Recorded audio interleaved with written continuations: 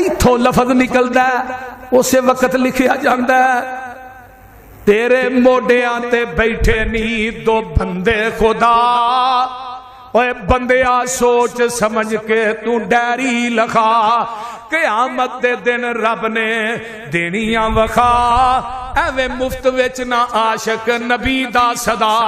पहले सूरत ते सीरत नबी दी बना।